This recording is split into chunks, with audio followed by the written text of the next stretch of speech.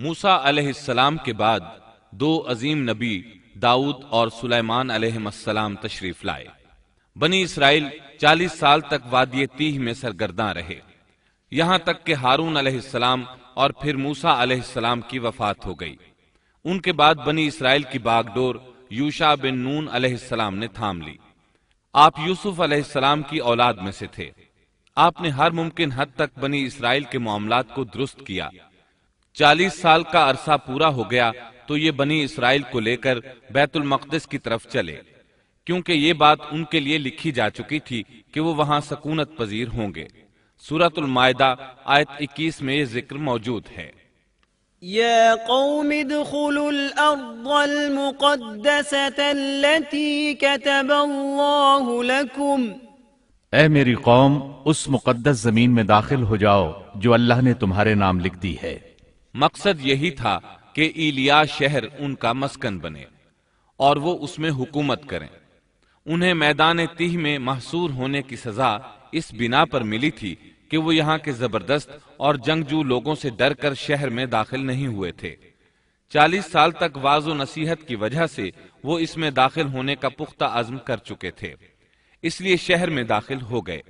پچھلے حکم کا انکار کرنے والے اور بچڑے کی پوجا کرنے والے ہٹ دھرم لوگ مر کھپ چکے تھے۔ اس وقت کے لوگ ان کی نسل سے پیدا ہوئے تھے۔ ان میں ایک بھی شخص ایسا نہیں تھا جس نے بچڑے کی عبادت کی ہو۔ جب یہ لوگ یوشع بن نون علیہ السلام کی قیادت میں مقدس شہر کی طرف جہاد کے لیے چلے اور وہاں پہنچے تو دشمن ابھی تک موجود تھا۔ بنی اسرائیل نے 6 ماہ تک ان کا محاصرہ جاری رکھا۔ وہ زبردست جنگجو قوم تھی۔ بنی اسرائیل سے ان کا آخری معرکہ جمعے کے دن ہوا۔ یہ لوگ ہفتے کو لڑائی نہیں کرتے تھے کیونکہ یہ دن ان کی عبادت کا تھا۔ اس دن عبادت کے علاوہ ہر کام حرام تھا، لڑائی بھی ممنوع تھی۔ عصر کے وقت معرکہ ہوا۔ بنی اسرائیل بڑی حد تک کامیابی حاصل کرتے آگے بڑھتے چلے گئے، لیکن اسی وقت سورج غروب ہونے کا وقت ہو گیا۔ اس طرح صورتحال نازک ہو گئی۔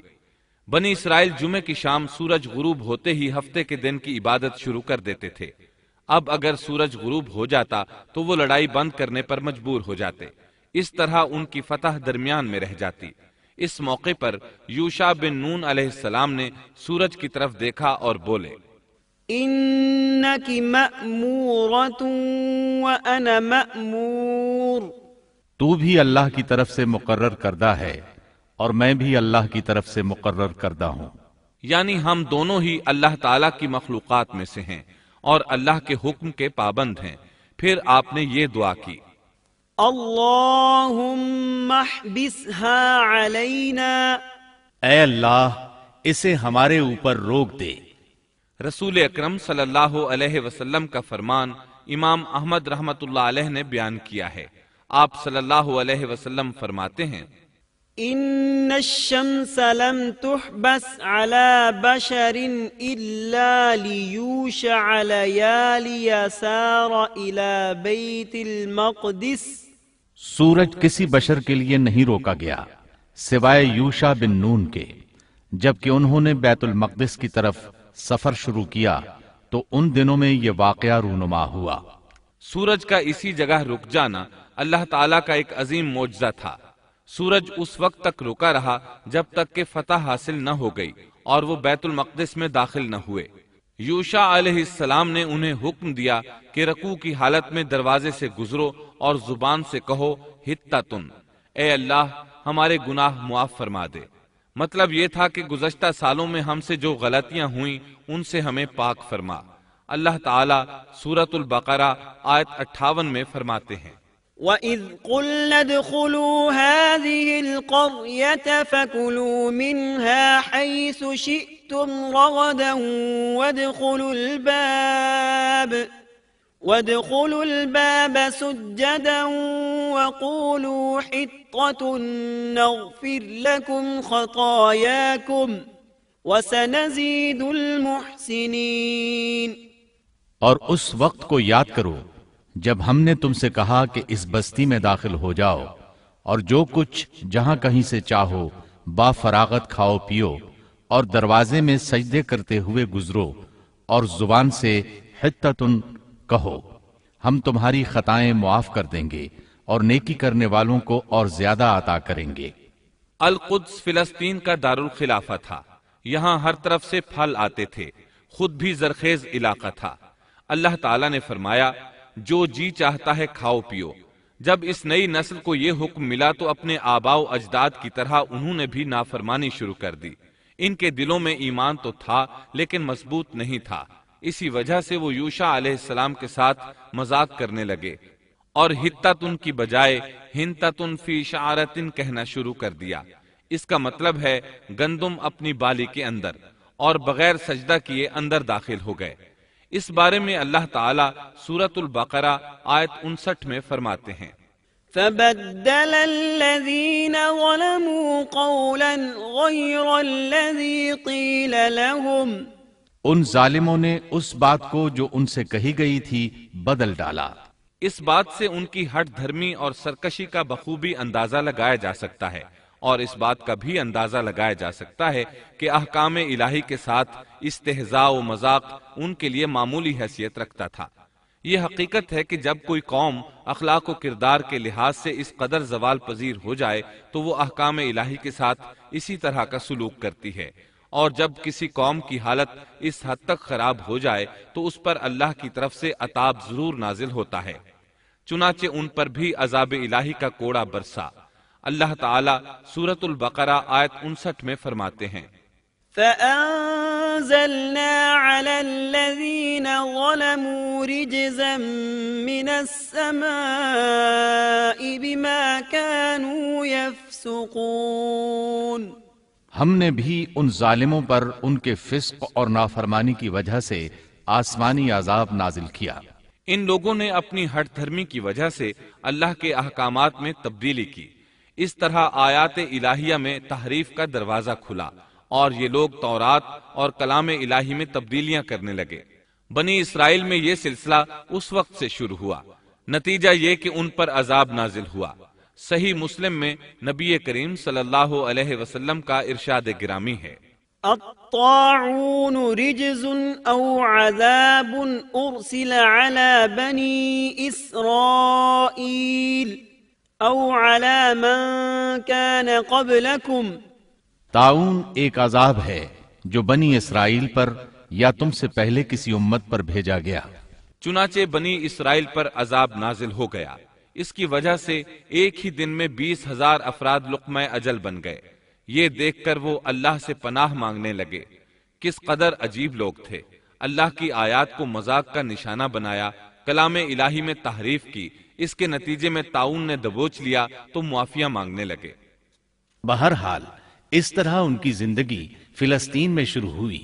ان پر کچھ حاکم حکومت کرتے رہے تاکہ ان کے دنیاوی معاملات سلجھ جائیں۔ انبیاء کرام ان کے دینی معاملات میں تربیت کرتے رہے۔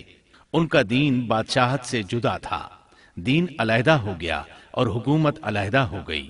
حکومت اور اقتدار یعقوب علیہ السلام کے بیٹے یہودا کی اولاد میں تھا، اور نبوت یعقوب علیہ السلام کے بیٹے لاوا کی اولاد میں تھی۔ انبیاء کرام رشد و ہدایت کا کام کرتے رہے، ان سے مشاورت بھی رہی، لیکن دنیاوی معاملات کی باغ ڈور صرف بادشاہوں کے ہاتھ میں تھی۔ حکومت اور نبوت کی یہ جدائی یوشع علیہ السلام کی وفات کے بعد ہوئی۔ یوشع علیہ السلام جب تک زندہ رہے وہ ان کے بادشاہ بھی رہے اور وہ نبوت سے بھی سرفراز تھے۔ یوشع علیہ السلام کی وفات موسیٰ علیہ السلام کی وفات کے 27 سال بعد ہوئی۔ آپ نے 127 برس کی عمر پائی۔ اس حالت میں دن گزر رہے تھے اور ملک شام میں کفر سر اٹھا رہا تھا، پھل پھول رہا تھا۔ زیادہ زور لبنان کے علاقہ جات میں تھا، وہاں نئے سرے سے بتوں کی پوجا شروع ہو گئی تھی۔ اللہ کی طرف سے ہدایت آ جانے کے بعد وہ پھر سے خباثتوں پر اتر آئے تھے۔ ان حالات میں بعلبک شہر میں بنی اسرائیل کا ایک ایسا گروہ ظاہر ہوا جنہوں نے ایک بت ایجاد کیا، اس کا نام بعل رکھا۔ اسی کے نام پر شہر کا نام بعلبک ہے۔ اللہ تعالیٰ نے ان کی طرف معزز پیغمبر الیاس علیہ السلام کو مبعوث فرمایا۔ آپ کا سلسلہ نسب یوں ہے: الیاس بن یاسین بن فنحاس بن ایزار بن ہارون علیہ السلام۔ اللہ تعالیٰ سورۃ الصافات آیات 123 تا 132 میں ان کا تذکرہ یوں فرماتے ہیں: وَإِنَّ إِلْيَاسَ لَمِنَ الْمُرْسَلِينَ إِذْ قَالَ لِقَوْمِهِ أَلَا تَتَّقُونَ أَتَدْعُونَ بَعْلًا وَتَذَرُونَ أَحْسَنَ الْخَالِقِينَ اللَّهَ رَبَّكُمْ وَرَبَّ آبَائِكُمُ الْأَوَّلِينَ فَكَذَّبُوهُ فَإِنَّهُمْ لَمُحْضَرُونَ إِلَّا عِبَادَ اللَّهِ الْمُخْلَصِينَ وَتَرَكْنَا عَلَيْهِ فِي الْآخِرِينَ سَلَامٌ عَلَى الْيَاسِينَ إِنَّا كَذَلِكَ نَجْزِي الْمُحْسِنِينَ إِنَّهُ مِنْ عِبَادِنَا الْمُؤْمِنِينَ۔ اور بے شک الیاس بھی پیغمبروں میں سے تھے، جبکہ انہوں نے اپنی قوم سے فرمایا کہ تم اللہ سے نہیں ڈرتے، کیا تم بعل نامی بت کو پکارتے ہو اور سب سے بہتر خالق کو چھوڑ دیتے ہو، اللہ جو تمہارا اور تمہارے اگلے تمام باپ دادوں کا رب ہے۔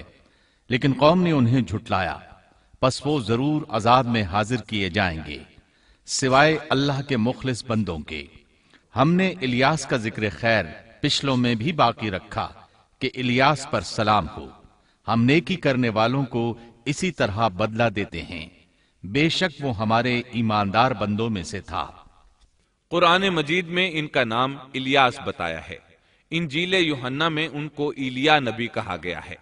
بعض آثار میں ہے کہ الیاس اور ادریس ایک ہی نبی کے دو نام ہیں، لیکن یہ بات درست نہیں، کیونکہ اول تو یہ آثار سند کے اعتبار سے قوی نہیں، دوسرا یہ کہ قرآن مجید نے سورۃ الصافات اور سورۃ الانعام میں الیاس علیہ السلام کے جو حالات اور اوصاف بیان کیے ہیں ان میں کسی ایک جگہ بھی یہ اشارہ نہیں ملتا کہ الیاس علیہ السلام کو ادریس بھی کہا جاتا ہے، اور نہ ہی سورۃ الانبیاء میں جہاں ادریس علیہ السلام کا تذکرہ ہے کوئی ایسا اشارہ ملتا ہے کہ ان کو الیاس بھی کہا جاتا ہے۔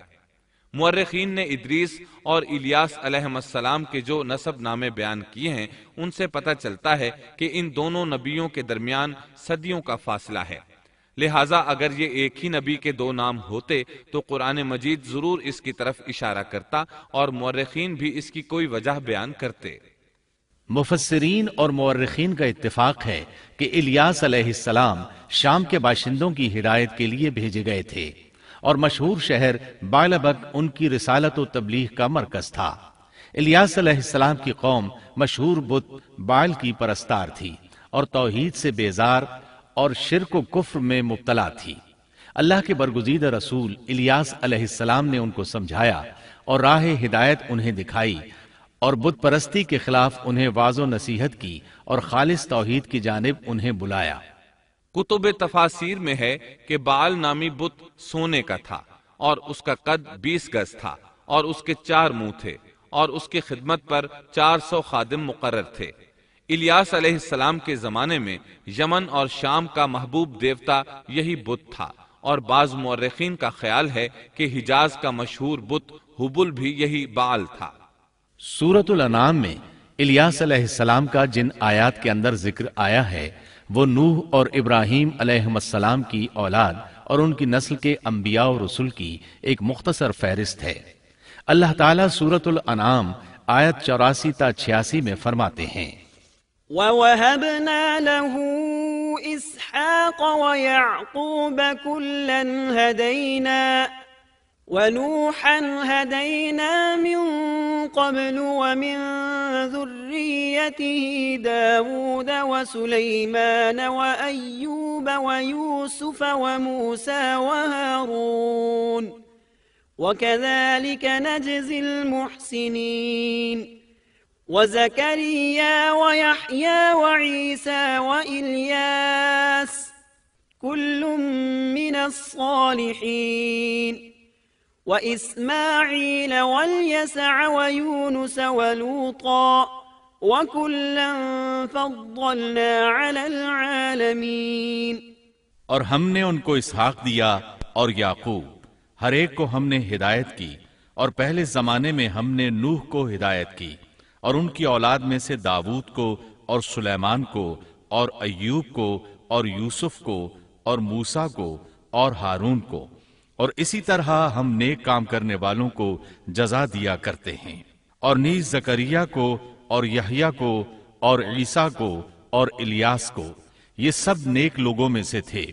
اور نیز اسماعیل کو اور یسع کو اور یونس کو اور لوط کو، اور ان میں سے ہر ایک کو تمام جہان والوں پر ہم نے فضیلت دی۔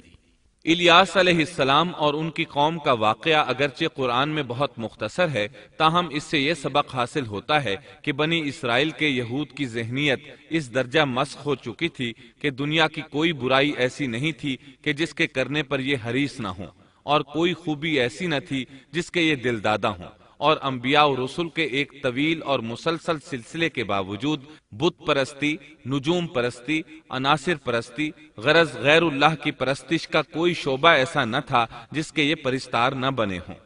قرآن مجید میں بنی اسرائیل سے متعلقہ واقعات میں جہاں ان کی بدبختی اور کج روی پر روشنی پڑتی ہے، وہاں ہمیں یہ نصیحت و عبرت بھی حاصل ہوتی ہے کہ اب جبکہ انبیاء و رسول کا سلسلہ ختم ہو چکا اور خاتم النبیین کی نبوت اور قرآن مجید کے آخری پیغام نے اس سلسلے کو ختم کر دیا، تو ہمارے لیے ازحد ضروری ہے کہ بنی اسرائیل کی مسخ فطرت اور تباہ ذہنیت کے خلاف احکام الہی کو مضبوطی سے پکڑیں اور ان میں ہیلہ سازی اور ٹیڑھ پن سے کام نہ لیں، ان کی خلاف ورزی کی جرات نہ کریں، اور ہمارا شیوا سپرد و تسلیم ہونا چاہیے، نہ کہ انکار و انحراف۔ اسلام کے یہی اور صرف یہی معنی ہے۔ الیاس علیہ السلام کے بعد یسع علیہ السلام تشریف لائے۔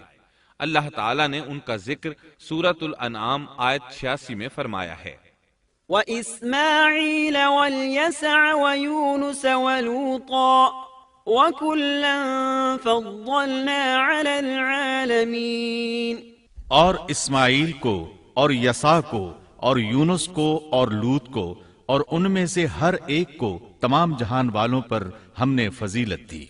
اسی طرح سورہ صاد آیت 48 میں فرمایا، واذكر إسماعيل واليسع وذا الكفل وكل من الأخيار۔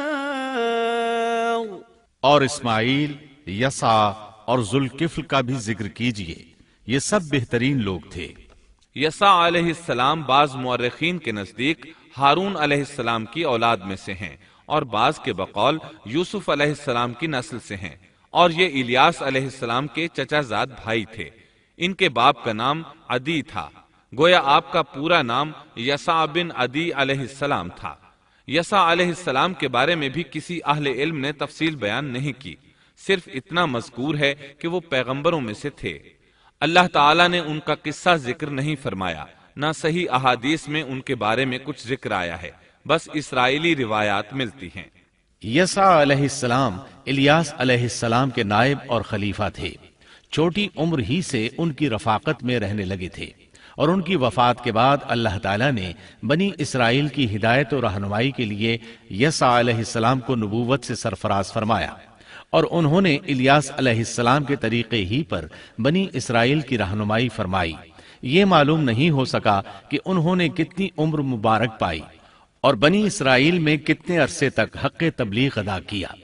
یسع علیہ السلام کی وفات کے بعد بنی اسرائیل بدحالی کا شکار ہو گئے، ان پر جابر حکمران مسلط ہو گئے، انہوں نے دین کو دنیا سے جدا کر دیا۔ ان حکمرانوں نے خوب ظلم کیا، بنی اسرائیل میں سے ہونے کے باوجود وہ بہت بڑے فاسق بن کر سامنے آئے، وہ لوگوں کو اپنا غلام بنا کر رکھتے۔ دوسری طرف بنی اسرائیل کئی معرکوں میں شکست سے دوچار ہوئے۔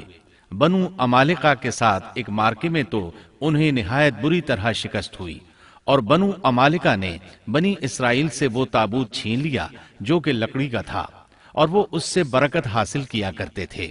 اپنے مارکوں اور لڑائیوں میں وہ اس کو ساتھ لے جایا کرتے تھے۔ جب بنی اسرائیل اس کو دیکھتے تو ان پر سکینت بھی نازل ہوا کرتی تھی۔ اس تابوت میں آل موسیٰ اور آل ہارون کے باقی ماندہ آثار تھے۔ کہا جاتا ہے کہ اسی میں موسیٰ علیہ السلام کے صحیفے اور تورات کی تختیاں تھیں۔ موسیٰ علیہ السلام کا عصا بھی تھا، آپ کے کپڑے بھی محفوظ تھے۔ اسی طرح ہارون علیہ السلام کی کچھ نشانیاں بھی تھیں، بلکہ ایک روایت میں تو یہ بھی ہے کہ اس میں آسمان سے نازل ہونے والا من و سلوہ کا مرتبان بھی تھا جو وہ وادی تیہ میں کھاتے رہے تھے۔ بہرحال یہ صندوق اس مارکے میں ان کے ہاتھوں سے نکل گیا، اس پر بنو عمالقہ نے قبضہ کر لیا۔ اس طرح بنی اسرائیل کا افتراق اور انتشار بڑھتا چلا گیا، یہاں تک کہ بادشاہوں پر بھی اس کے اثرات پڑے اور یہ صندوق انہیں بھی نہ مل سکا، یہاں تک کہ اللہ کے ایک معزز پیغمبر شمویل علیہ السلام ظہور پذیر ہوئے۔ انہیں شمعون بھی کہا جاتا ہے، عربی زبان میں اس کے مترادف لفظ اسماعیل بنتا ہے، اور ان کا نام شمویل اس وقت عربی زبانوں کی کتابوں میں عام ہو چکا ہے۔ شمویل علیہ السلام نے دعوت توحید شروع کی، انہیں حق کی طرف بلانے لگے۔ چونکہ بنی اسرائیل اپنے انتشار اور تفرقے کو ایک عظیم مصیبت سمجھ رہے تھے، وہ ان کی دعوت کو قبول کرنے لگے۔ پھر انہیں یہ احساس ہوا کہ ایک بادشاہ کا ہونا بھی نہایت ضروری ہے تاکہ وہ ان کے دنیاوی معاملات اور سیاسی امور کی باغ ڈور سنبھالے۔ چنانچہ اکٹھے ہو کر شمویل علیہ السلام کے پاس آئے، کہنے لگے، ہم میں سے ایک شخص کو منتخب کر دیجئے جو ہم پر حکومت کرے اور ظالموں سے بدلہ لینے کے لیے جب لڑائی ہو تو وہ ہماری قیادت کرے۔ قرآن کریم میں اس قصے کو بہت وضاحت سے بیان کیا گیا ہے۔ اللہ تعالیٰ سورۃ البقرہ آیت 246 میں فرماتے ہیں، أَلَمْ تَرَ إِلَى الْمَلَإِ مِنْ بَنِي إِسْرَائِيلَ مِنْ بَعْدِ مُوسَى إِذْ قَالُوا لِنَبِيٍّ لَهُمُ ابْعَثْ لَنَا مَلِكًا نُقَاتِلْ فِي سَبِيلِ اللَّهِ قَالَ هَلْ عَسَيْتُمْ إِن كُتِبَ عَلَيْكُمُ الْقِتَالُ أَلَّا تُقَاتِلُوا قالوا وما لنا ألا نقاتل في سبيل الله وقد أخرجنا من ديارنا وأبنائنا فلما كتب عليهم القتال تولوا إلا قليلا منهم والله عليم بالظالمين۔ کیا آپ نے موسیٰ کے بعد والی بنی اسرائیل کی جماعت کو نہیں دیکھا جبکہ انہوں نے اپنے پیغمبر سے کہا کہ کسی کو ہمارا بادشاہ بنا دیجئے تاکہ ہم اللہ کی راہ میں جہاد کریں؟ پیغمبر نے کہا، ممکن ہے کہ جہاد فرض ہو جانے کے بعد تم جہاد نہ کرو۔ انہوں نے کہا، بھلا ہم اللہ کی راہ میں جہاد کیوں نہ کریں گے؟ ہم تو اپنے گھروں سے نکالے گئے ہیں اور بچوں سے دور کر دیے گئے ہیں۔ پھر جب ان پر جہاد فرض ہوا تو سوائے تھوڑے سے لوگوں کے سب پھر گئے، اور اللہ ظالموں کو خوب جانتا ہے۔ اللہ تعالیٰ فرما رہے ہیں کہ یہ واقعہ موسیٰ علیہ السلام کے بعد پیش آیا، اور علماء اس پر متفق ہیں کہ یہ شمویل علیہ السلام کا واقعہ ہے۔ بنی اسرائیل کہنے لگے، اے شمویل، ہمارے لیے ایک حاکم مقرر کر دیجئے تاکہ ہم اس کی سربراہی میں علم جہاد بلند کریں اور بنو عمالقہ کو شکست دے کر ان سے انتقام لیں۔ شمویل علیہ السلام اور یوشع علیہ السلام کے درمیان 460 سال کا فاصلہ ہے۔ بنی اسرائیل کو جہاد کیے ایک طویل عرصہ گزر چکا تھا جبکہ وہ فتح یاب ہوئے تھے۔ اس وقت تو وہ بری طرح شکست خوردہ تھے۔ شمویل علیہ السلام کہنے لگے، مجھے تو محسوس ہوتا ہے کہ تم صرف زبان کی حد تک یہ کہہ رہے ہو، جہاد فرض ہونے پر تم پیچھے ہٹ جاؤ گے۔ انہوں نے کہا، یہ کیسے ممکن ہے جبکہ بنو عمالقہ نے ہمیں بہت تکالیف پہنچائی ہیں، ہمیں القدس سے نکال دیا۔ بخت نصر بادشاہ نے ہماری بہت بڑی تعداد کو قتل کیا ہے، لہٰذا ہم تو ان سے ضرور لڑیں گے۔ پھر اللہ تعالیٰ نے شمویل علیہ السلام پر وحی نازل کی کہ جہاد فرض ہو چکا ہے۔ جب بنی اسرائیل نے یہ خبر سنی تو سوائے چند ایک کے سب نے جہاد سے منہ موڑ لیا، اور یہ وہی لوگ تھے جو کچھ دیر پہلے پختہ عہد و پیمان کر رہے تھے کہ ہم جہاد کریں گے۔ شمویل علیہ السلام کے ساتھ رہنے والوں کی تعداد 8000 تھی، جبکہ پیچھے ہٹنے والے لاکھوں کی تعداد میں تھے، اس لیے کہ جب بنی اسرائیل مصر سے آئے تھے تو ان کی تعداد 6 لاکھ تھی، اور اس وقت تک تعداد بہت بڑھ چکی تھی۔ اب جو لوگ جہاد کے لیے تیار ہوئے انہوں نے پوچھا کہ ہماری قیادت کون کرے گا؟ شمویل علیہ السلام نے انہی میں سے ایک شخص طالوت کو منتخب کیا۔ तालूत बिन कैश याकूब अलैहिस्सलाम के बेटे बिन्यामीन की नस्ल से था। तालूत से पहले बनी इसराइल के जितने बादशाह थे तमाम के तमाम यहूदा बिन याकूब की नस्ल से थे। बनी इसराइल को बहुत ताज्जुब हुआ, उन्हें उम्मीद थी कि उनका बादशाह यहूदा की नस्ल से होगा, लेकिन हो गया बिन्यामीन की नस्ल से। चुनाचे उन्होंने उसे तस्लीम करने से इनकार कर दिया और आगे से बातिल तावीलात करने लगे। अल्लाह ताला सूरतुल बकरा आयत 247 में फरमाते हैं, وقال لهم نبيهم إن الله قد بعث لكم طالوت ملكا قالوا أنا يكون له الملك علينا ونحن أحق بالملك منه ولم يؤت سعة من المال قال إن الله اصطفاه عليكم وزاده بسطة في العلم والجسم والله يؤتي ملكه من يشاء واللہ واسع علیم۔ اور ان سے ان کے نبی نے فرمایا کہ اللہ تعالیٰ نے طالوت کو تمہارا بادشاہ بنا دیا ہے، تو وہ کہنے لگے کہ بھلا اس کی ہم پر حکومت کیسے ہو سکتی ہے؟ اس سے تو کہیں زیادہ بادشاہت کے حقدار ہم ہیں، اس کو تو مال میں فراخی بھی نہیں عطا کی گئی ہے۔ نبی نے فرمایا، سنو، اللہ تعالیٰ نے اسی کو تم پر برگزیدہ کیا ہے، اسے علمی اور جسمانی برتری بھی عطا فرمائی ہے۔ بات یہ ہے کہ اللہ جسے چاہے اپنا ملک دے، اللہ تعالیٰ کشادگی والا، علم والا ہے۔ طالوت ایک غریب آدمی تھا، مالی حیثیت بھی اچھی نہیں تھی، چمڑوں کو رنگ کر پیٹ پالتا تھا، لیکن اس وقت علم و حکمت میں اس کا کوئی ثانی نہیں تھا، اور جسمانی ڈیل ڈول بھی اس قدر تھا کہ جو ایک بار دیکھتا ہی رہ جاتا۔ اللہ نے اسے بہت اچھا جسم اور اعضاء عطا فرمائے تھے، رنگ بھی سفید تھا، لیکن چونکہ وہ یہودا کی نسل سے نہیں تھا، اس لیے وہ کہنے لگے اس کی نسبت تو ہم زیادہ حقدار ہیں کہ بادشاہ بنے۔ ان کی بات کا جواب شمویل علیہ السلام نے یہ دیا کہ یہ انتخاب میرا نہیں، اللہ تعالیٰ کا ہے، اور بادشاہت کے لیے عقل اور جسمانی طاقت کی ضرورت ہوتی ہے۔ بادشاہت یوں بھی اللہ کے اختیار میں ہے، جسے چاہے عطا کر دے۔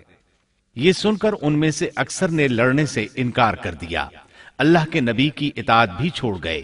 اس نازک موقع پر شمویل علیہ السلام نے ان سے کہا، اگر میں تمہارے پاس کوئی ایسا نشان اور معجزہ لے آؤں جو ثابت کر دے کہ یہ اللہ کا انتخاب ہے، تو کیا تم میری باتوں پر یقین کر لو گے؟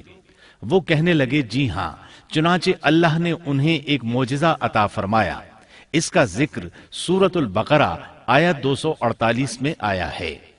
وقال لهم نبيهم إن آية ملكه أن يأتيكم التابوت فيه سكينة من ربكم وبقية مما ترك آل موسى وآل هارون تحمله الملائكة إن في ذلك لآية لكم إن كنتم مؤمنين۔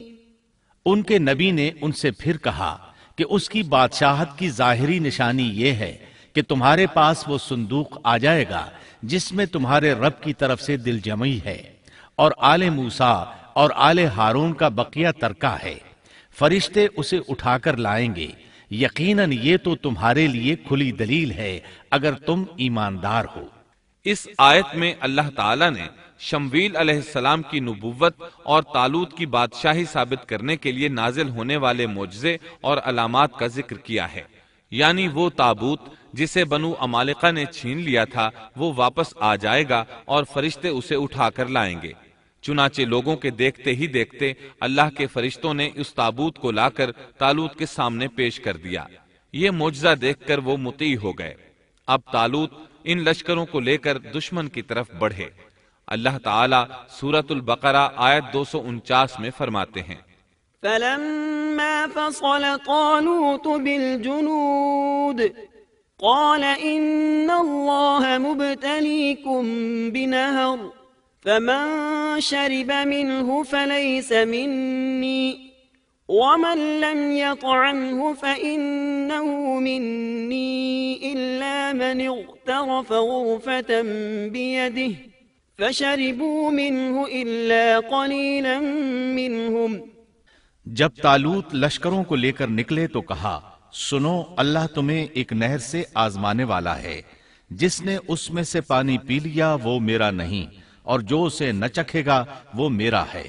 ہاں یہ اور بات ہے کہ اپنے ہاتھ سے ایک چلو بھر لے، لیکن سوائے چند کے باقی سب نے پانی پی لیا۔ جب طالوت نے سفر شروع کیا تو راستے میں ایک نہر آ گئی، ادھر لشکر پیاسا تھا۔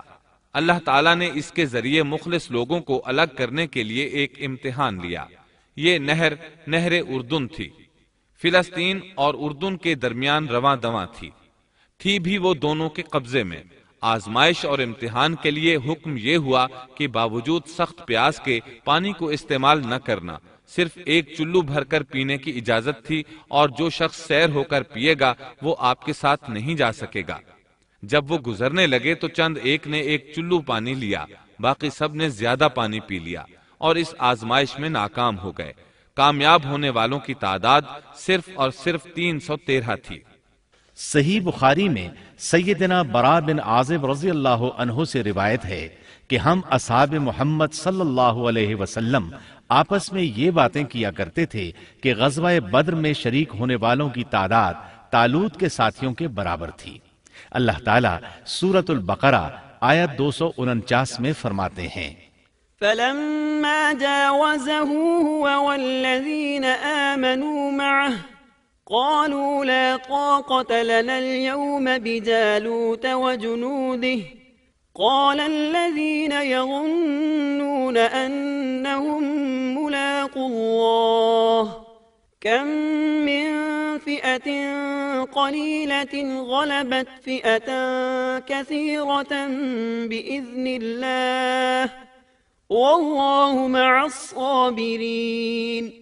طالوت مومنوں کے ساتھ جب نہر سے گزر گئے تو وہ لوگ کہنے لگے، آج تو ہم میں طاقت نہیں کہ جالوت اور اس کے لشکروں سے لڑیں، لیکن اللہ سے ملاقات پر یقین رکھنے والوں نے کہا، بسا اوقات تھوڑی سی جماعتیں بڑی اور بہت سی جماعتوں پر اللہ کے حکم سے غلبہ پا لیتی ہیں، اور اللہ تعالیٰ صبر کرنے والوں کے ساتھ ہے۔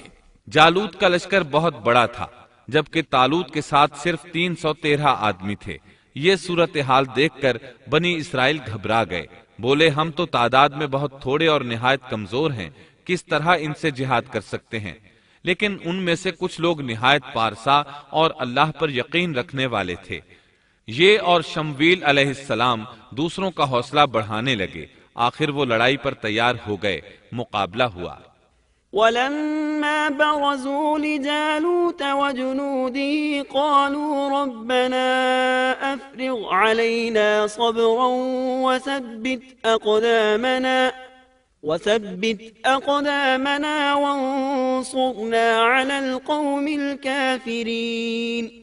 اور جب ان کا جالوت سے اور اس کے لشکر سے مقابلہ ہوا تو انہوں نے دعا مانگی کہ اے پروردگار ہمیں صبر دے، ثابت قدمی دے اور کفار کے مقابلے میں ہماری مدد فرما۔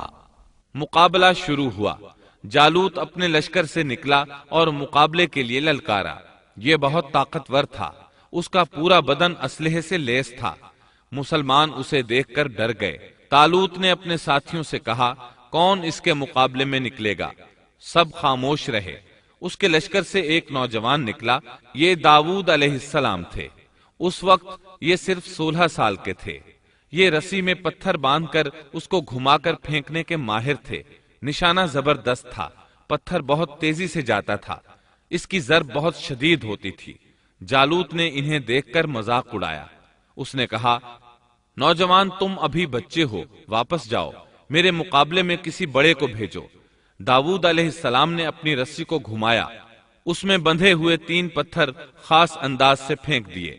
تینوں گولی کی رفتار سے آئے اور اس کے ماتھے پر لگے۔ جالوت کا سر پاش ہو گیا اور وہ مر گیا۔ اس کے مرتے ہی جالوت کے لشکر میں خوف ہراس پھیل گیا۔ طالوت نے اپنے 313 مجاہدوں کے ساتھ ان پر حملہ کر دیا۔